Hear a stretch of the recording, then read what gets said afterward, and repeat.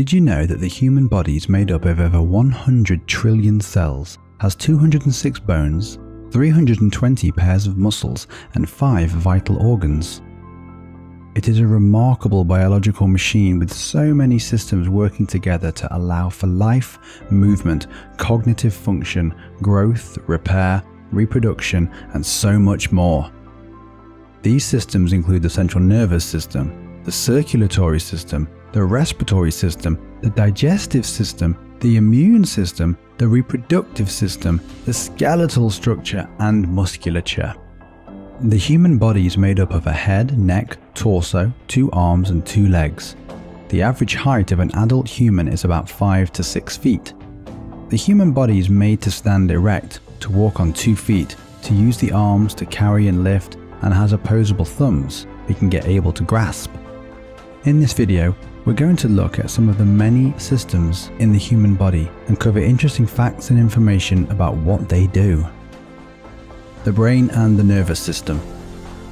The human brain is the central command system for the whole body. It's a mass of about 180 billion neurons. Neurons have multiple synapses that create a network of over 100 trillion connections. Tiny electrical currents and chemical messengers send information around the brain at 268 miles per hour. There's enough electrical current in your brain to power an LED light bulb, about 12 to 25 watts. An adult brain weighs about 3 pounds, and if you hold your fists together with your thumbs touching, that's about the size of your brain. The folds in the brain increase its area of size.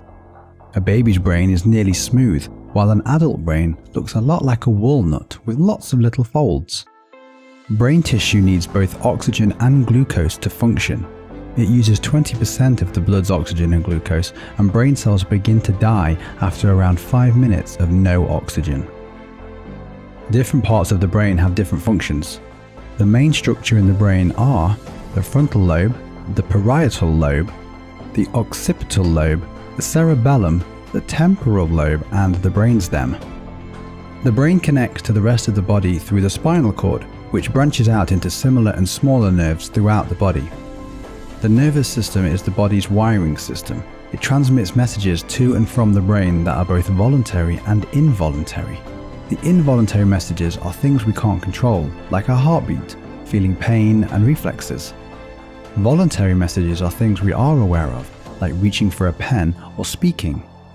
The pins and needles sensation happens when a nerve is compressed and the signal is disrupted. Injury to nerves can cause permanent paralysis and numbness. Nerve diseases can cause loss of memory, uncontrollable shaking, a loss of feeling, muscle deterioration, and seizures. To examine and measure brain structure, activity, and nerve function, doctors can perform an MRI, a CT, or an EEG scan. A healthy brain and nervous system needs a varied and healthy diet and lots of vitamin B1, B9, zinc, calcium, magnesium, and vitamin C in particular. Because the brain is over 70% water, it's very important to drink a lot of water too. The study of the brain is called neurology. The heart and the circulatory system. The heart is one big pump which is made of muscle fibers. Its job is to circulate blood around the body so that oxygen and nutrients can be delivered to the cells. Carbon dioxide can be removed and infections fought. A healthy adult heart beats around 60 to 80 beats per minute. Children's heartbeats are faster, around 100 to 120 BPM. The heart has 4 chambers to pump blood. Deoxygenated blood enters the right atrium, then into the right ventricle, where it goes to the lungs. Once oxygenated, it enters the left atrium, down into the left ventricle, and a big squeeze of the left ventricle pushes blood into various arteries. Blood is transported around the body through blood vessels that are split into 2 functions, carrying oxygenated blood away from the heart and carrying deoxygenated blood towards the heart. Blood vessels carrying oxygenated blood in order of large to small are called the arteries, arterioles, and capillaries. Vessels carrying deoxygenated blood in order of large to small are called veins and capillaries. There are so many blood vessels in the human body that if you laid them out end to end, they would span 60,000 miles. Red blood cells carry oxygen around the body. They're so small that 2.5 million can fit on the head of a pin. An average adult has about 5 quarts of blood and the heart pumps 83 gallons an hour, or 2,000 gallons every single day. It takes around 60 seconds for blood to leave the heart, circulate around the body, and then return back to the heart. The heart is protected by the ribcage and the sternum, and because the heart is a muscle, physical exercise helps to keep it healthy and working well so you can live longer. Heart disease is one of the biggest killers in America every single year. Eating too much fat and animal products can cause cholesterol to build up in the blood vessels, and when a blockage occurs, it can cause a heart attack. Smoking, excess alcohol, too much salt, drug abuse, stress, and high blood pressure can all lead to heart disease, heart attack, and stroke. Common signs of a heart attack will include difficulty breathing, a pain in the left arm, a heaviness on the chest, flu-like symptoms, sudden pain in the chest, or turning blue. Both anxiety and acid reflux can sometimes feel like a heart attack, but you should always call emergency services if someone thinks they're having a heart attack. The study of the heart is called cardiology. The lungs and respiratory system. The function of the lungs is to exchange oxygen from the air to the bloodstream when you breathe in, and carbon dioxide from the bloodstream to the air when you breathe out. Humans have 2 lungs side by side, but they're not the same size. The left lung is slightly smaller to make room for your heart. Each lung is divided into lobes. The right lung has 3 lobes and the left lung 2. When breathing, air enters the respiratory system through the nose or mouth. Hairs in the nose and mucus in the sinuses trap dust and germs, and as air travels down the trachea, it's warmed and moistened. The trachea branches into left and right bronchi. Each bronchus branches into smaller and smaller bronchi, bronchioles, and finally into alveoli. A pair of lungs weighs 2.9 pounds. They have a spongy structure for a lot of surface area for gas exchange. When laid out flat, they'd cover an entire tennis court. The lungs can't expand and contract on their own. This movement is controlled by the diaphragm under the ribcage and the muscles between the ribs. The lung capacity will depend on a person's size, fitness, and even the altitude where they are on the earth. An average adult male has a 1.5 gallon lung capacity. Most adults breathe 12 to 20 times per minute, which amounts to 2,900 gallons of air per day. An average person can hold their breath for about 2 minutes. The epiglottis is a flap that protects the lungs from food and liquid when we swallow. Coughing and sneezing is the respiratory system's mechanism for getting rid of irritants like dust and pollen.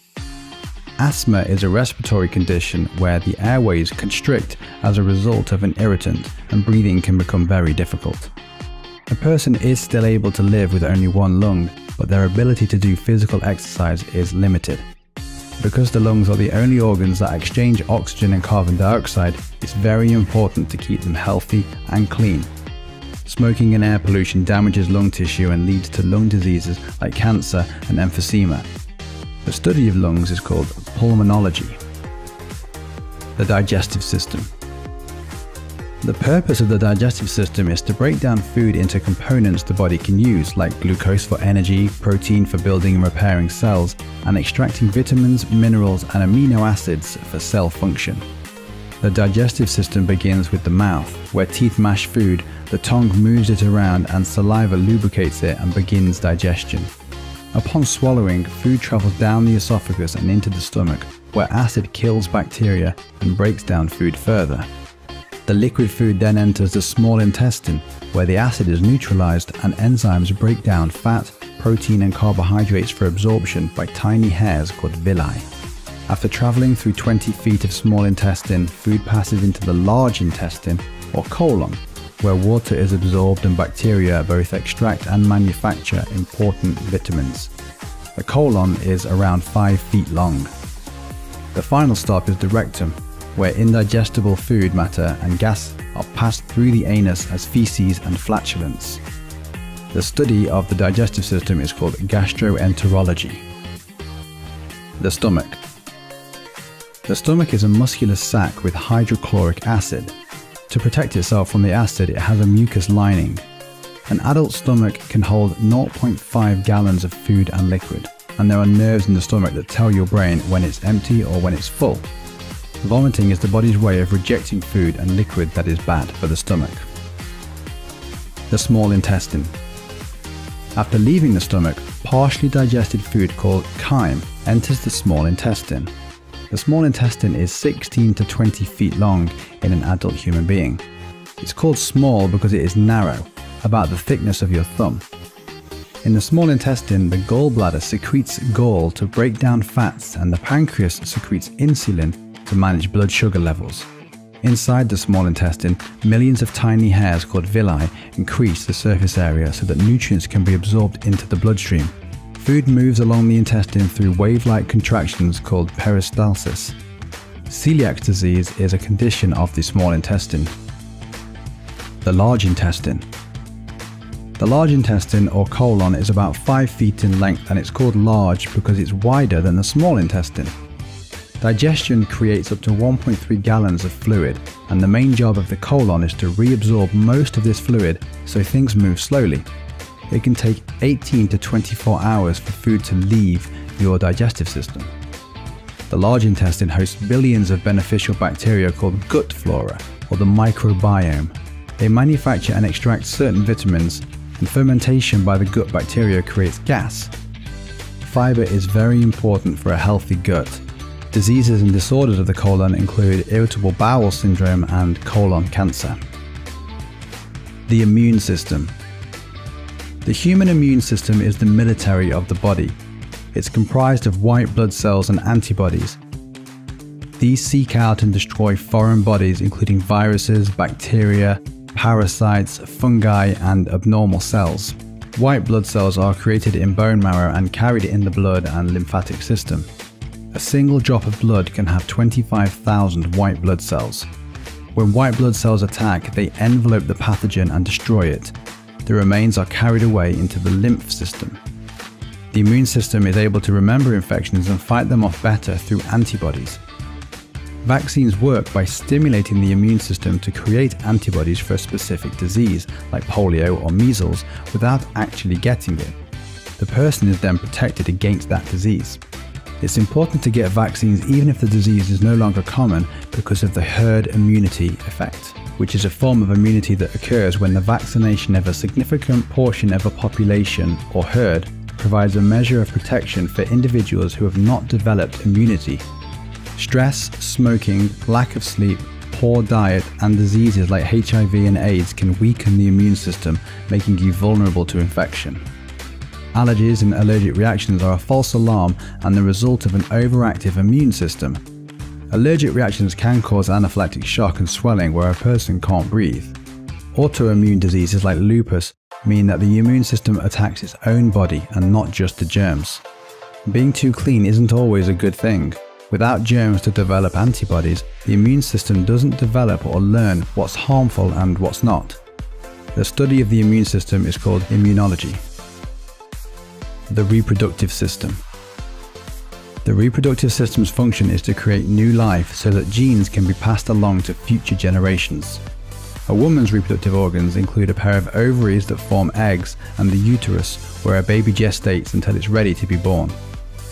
A man's reproductive system includes the testes, where sperm is formed, and a penis for delivering sperm into the uterus. When an egg and sperm cell fuse as a result of sexual intercourse, conception occurs and the baby begins to grow. The gestation period for a human baby is 40 weeks, or 9 months, and during which it grows from a few cells into a fully formed baby. Humans can reach reproductive age at around 13 years old. With good nutrition, puberty is arriving sooner with every generation. A woman produces 1 egg every 28 days. If it's not fertilized, menstruation sheds the uterine lining. A man's ejaculate can have as many as 300 million sperm cells. Sexually transmitted diseases include HIV, AIDS, chlamydia, syphilis, and HPV, which can cause cervical cancer. The most common cancers of the reproductive organs include ovarian and cervical cancer in women and testicular and prostate cancer in men.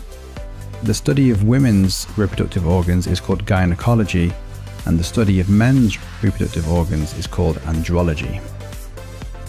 The skeleton. Humans are vertebrates, meaning they have a backbone or a spinal column. An adult skeleton has 206 bones. A baby has 300 bones at birth, and some fuse together as they grow. Half of these bones are in your hands and feet. The largest and strongest bone in the body is the femur, and the smallest bones are in the middle ear. Where bones meet is a cushion of cartilage. Bones are held together by tough ligaments. Bones consist of hard bone, which gives structure, spongy bone, which is still hard but has more air pockets, and bone marrow, where blood and stem cells are produced. A healthy human bone can withstand 3 times your body weight in force. Arm and leg fractures and breaks are more common in growing children because the growth plates there are vulnerable. When a bone fractures or breaks, it's able to repair itself.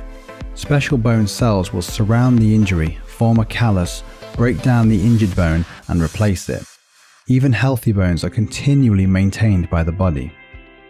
Bone is made mostly of calcium for strength and collagen for flexibility, which is why it's important to eat lots of green leafy vegetables.